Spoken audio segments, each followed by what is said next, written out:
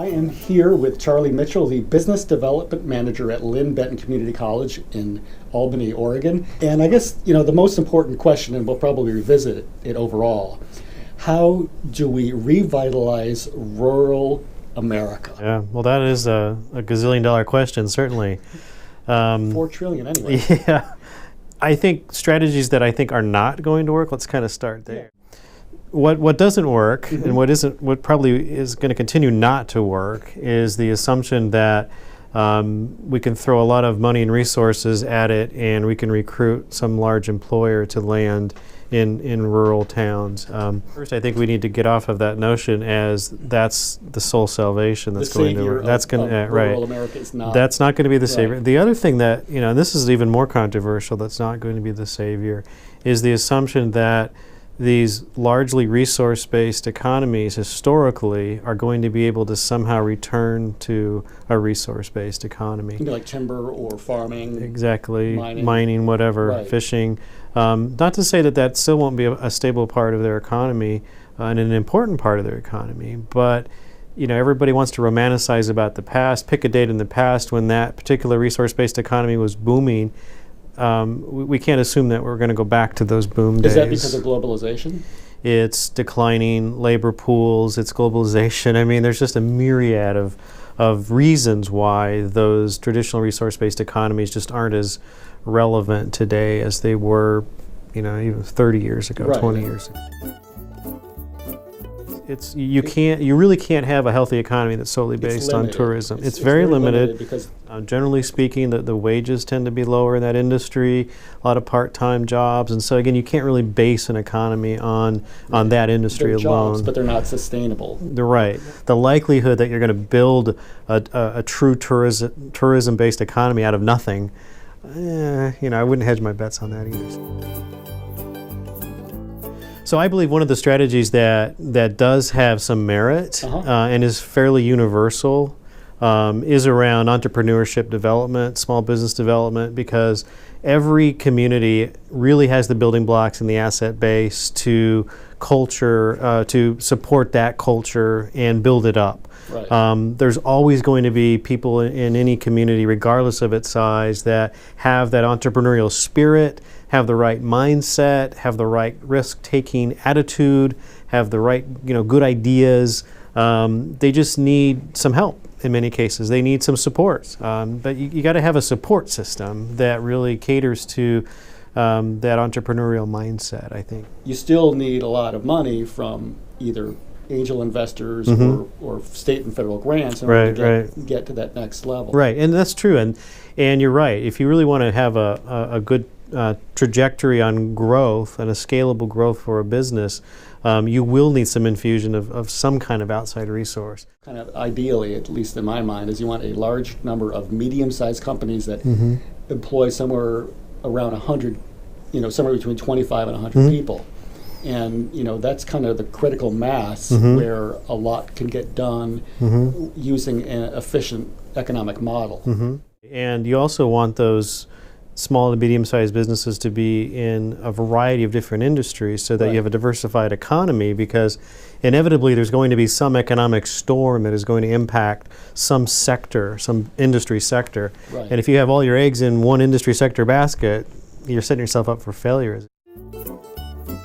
You spent a fair amount of time in LeGrand, Oregon. What was it like when you started, and how did you leave it, I guess? Sure. What were the differences? Yeah. And an interesting way that you phrased it, because when I sort of gave my parting speech, if you will, to the city council there, that was actually one of the things that I emphasized, was that I believe that as all public officials should, is leave a place better than you found it. And I actually used that same phrase, and so what my primary mission there was really downtown revitalization. Okay. And so the successes that I was able to be a part of were very visible successes, and those were both on the private side as well as the public side. Primarily, though, it was using a combination of public resources and private resources to reinvest in historic commercial buildings. Okay. And the way that downtowns sort of become noticed and relevant is, again, they become the center of activity in a community. So you want to hold your events there, your community events, your social events, your gatherings, your parades, your festivals, whatever, your outdoor music. You're creating kind of a more of a social relevance for downtown. Oh yeah, it's the place to recreating. It's got to be the place to be. If a signature event is going to be held in that community, it's going to be held in the downtown. The places where people go to have fun and recreate and meet their friends and neighbors, they need to be going to the downtown for that. How key is it to have a college or university in the town in order to make it work? Well, I think it's a tremendous asset, but obviously every rural community can't have it because it's not going to be feasible. Even in the 21st century, when you don't see a lot of new schools opening, there is an opportunity there for even, bringing in, almost like bringing in new industry, you're bringing in new educational institutions. Is it education that drives rural economies to prosper? Well, that's a great question, and I've never really thought about it that way, but it could be. I mean, it's certainly one of the tools to success. I can tell you this, though, that every good success story that I've read where a rural community has done something really exceptional and really turned itself around, education's in there somewhere. Right. They've formed some unique partnership with a community college or university or some other private college or whatever it is. So the answer is yes. I think so, okay, and I've just never thought about it in those terms. The drive to go from high school to big university is an incorrect financial. I totally agree, and it only is relevant to a very small percentage of those high school graduates. Right. Unless you have a very specific goal in mind that you need specialized, high-quality education for, you don't need to go to a big university. Right, you certainly don't. And the other sort of untold story that surprises me that it's still the untold story is there really honestly are a lot of very good paying, good solid positions still in our economy today that don't require anything past a 2-year degree. Right. So in 2007, you did your master's on sustainable business practices. Yes, I did. Can you summarize, give me the abstract of that? What is it that creates sustainable business practices? Well, at that time, even though that wasn't that long ago, it was still back new. In 2007? Back in 2007, it was a very new concept. But there were some sort of pioneers out there who were able to see a little bit bigger picture and were choosing to do some pretty innovative things with, either whether it was alternative energy, whether it was elimination of waste, whether it was integrating recycled product into their process flow, a lot of different examples. But I just found the whole concept fascinating, mostly because it wasn't a regulatory environment initiative. Right. It was I'm choosing to do this as a business owner or manager because I think it makes good economic sense. That was the fascinating part. Right. I mean, what's the triple bottom line? Triple bottom line is basically, the single bottom line is what we're familiar with in economics, which is you're focusing on cash, on money.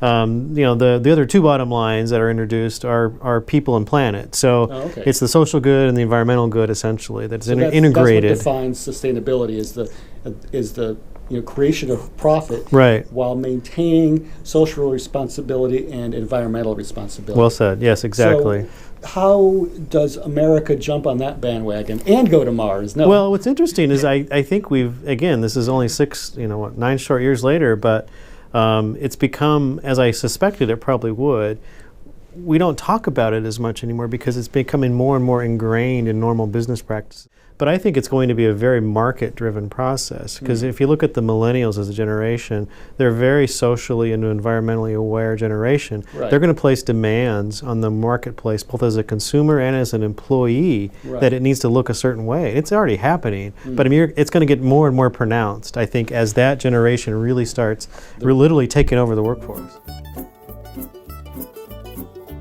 The best leadership with government at all levels, and whether you're talking at the city level all the way up to the federal level, in terms of the economy and economic development, in my opinion, is to know when to get out of the way, is to know when to get involved, how to get involved, and to know that sometimes the best policy is just to get out of the way, and that's hard. But sometimes the best you can do is to let businesses be good businesses, let the economy do what it does best. And figuring out your best place to leverage your resources to make that happen. And sometimes there's a leadership void and the public sector has to lead. Right. and that's okay.